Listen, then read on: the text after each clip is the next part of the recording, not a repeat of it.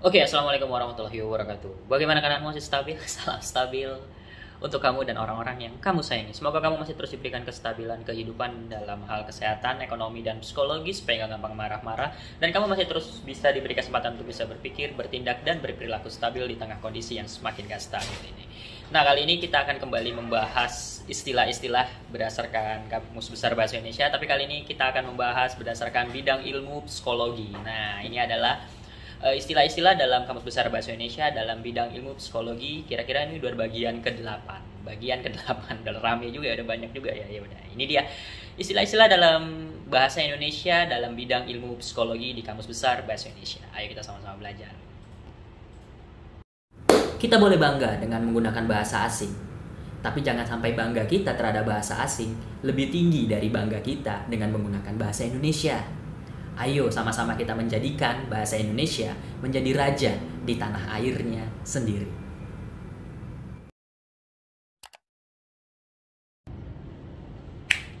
Oke, istilah selanjutnya ada yang disebut dengan amofilia. Amofilia ini lumayan agak aneh nih. Amofilia ini artinya adalah ketertarikan yang luar biasa pada pasir atau tanah berpasir. Nah, ini kayak tapi bukan cenderung ke orientasi seksual ya. Ini aneh juga kalau ada orang yang menikah dengan pasir. Dengan sandman, nggak mungkin ya. Pokoknya dia ini dialami sama orang-orang atau secara pribadi orang tersebut mengalami ketertarikan dia yang luar biasa pada pasir atau yang tanah berpasir. Pokoknya mungkin kayak pasir itu kan krenyel-krenyel gimana gitu ya, lembut-lembut, kasar gimana gitu ya. Pokoknya ada tekstur lembut, ada tekstur kasar, dan ada tekstur krenyel-krenyel gitu. Nah, itu dia disebut dengan amofilia.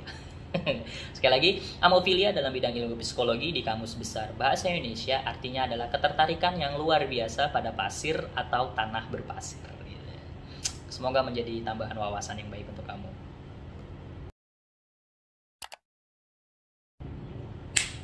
Oke, istilah selanjutnya dalam bidang ilmu psikologi di Kamus Besar Bahasa Indonesia ada yang disebut dengan amorfognosia. Amorfognosia ini artinya adalah gangguan yang ditandai dengan sulitnya mengenali ukuran dan bentuk suatu benda melalui indera perabanya. Jadi dia kalau sambil meraba aja dia kayak nggak bisa tahu tuh ukuran atau bentuk suatu benda. Jadi kalau matanya ditutup terus dia disuruh memegang lambang OSIS, nah dia nggak bisa tuh, dia taunya itu kotak aja gitu ya kan.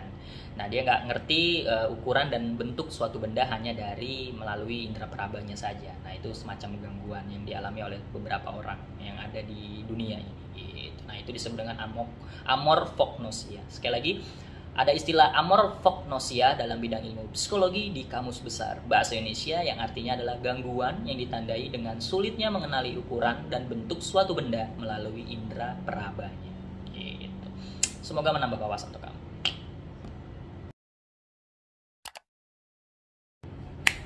Oke, istilah selanjutnya dalam bidang ilmu psikologi di Kamus Besar Bahasa Indonesia ada yang disebut dengan amuk. Nah, amuk ini masuk dari istilah psikologi, tapi kita bahas dulu secara umum. Secara umum, amuk ini di Kamus Besar Bahasa Indonesia artinya adalah kerusuhan yang melibatkan banyak orang. Amuk massa misalnya gitu ya, jadi melibatkan banyak massa gitu. Dan yang kedua adalah perilaku agresif yang menyebabkan kematian orang lain secara tiba-tiba dalam konteks kegiatan budaya tertentu. Oh, ini ada kegiatan budaya tertentu yang mengamuk.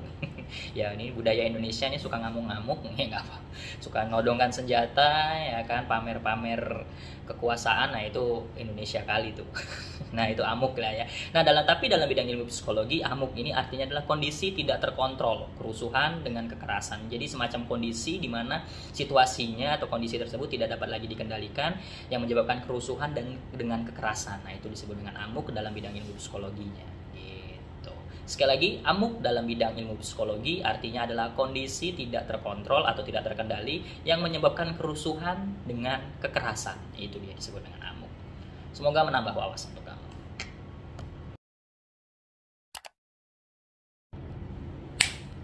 Oke, istilah selanjutnya dalam bidang ilmu psikologi di Kamus Besar Bahasa Indonesia ada yang disebut dengan anabelfobia. Nah ini agak aneh nih. Jadi kalau kita dengar namanya anabelfobia, mungkin kita akan berpikir bahwa ini adalah ketakutan yang berlebihan terhadap boneka Annabelle. Bukan. Jadi anabelfobia ini unik. Anabelfobia ini artinya di Kamus Besar Bahasa Indonesia dalam bidang ilmu psikologi adalah fobia saat melihat ke atas. Aneh juga ada orang yang takut kalau nengok ke atas.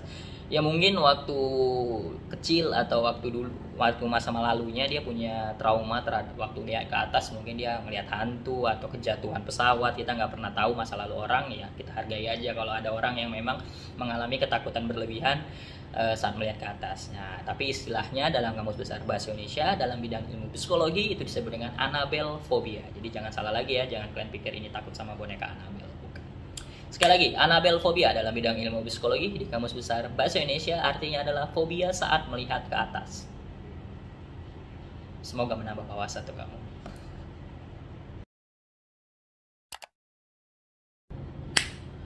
Oke, istilah selanjutnya dalam bidang ilmu psikologi di Kamus Besar Bahasa Indonesia ada yang disebut dengan anak berkebutuhan khusus. Nah, ini nggak boleh dibercandain nih. Nah, dalam bidang ilmu psikologi di Kamus Besar Bahasa Indonesia, anak berkebutuhan khusus itu memiliki pengertian anak dengan karakteristik khusus yang berbeda dengan anak lain pada umumnya tanpa selalu menunjukkan ketidakmampuan mental, emosional atau fisik, termasuk penyandang disabilitas ya, kalau saya bilangnya di sini masih cacat, nanti mungkin KBBI bisa mengganti diksinya, atau dalam kurung itu tunanetra, tunarunggu, tunagrahita, tunadaksa, dan tunalaras. Nah, arti kedua anak berkebutuhan khusus ini ada yang artinya adalah anak dengan kesulitan belajar, gangguan perilaku, atau gangguan kesehatan. Nah, itu adalah arti-arti dari istilah anak berkebutuhan khusus yang dirangkum dalam Kamus Besar Bahasa Indonesia dalam bidang ilmu psikologi.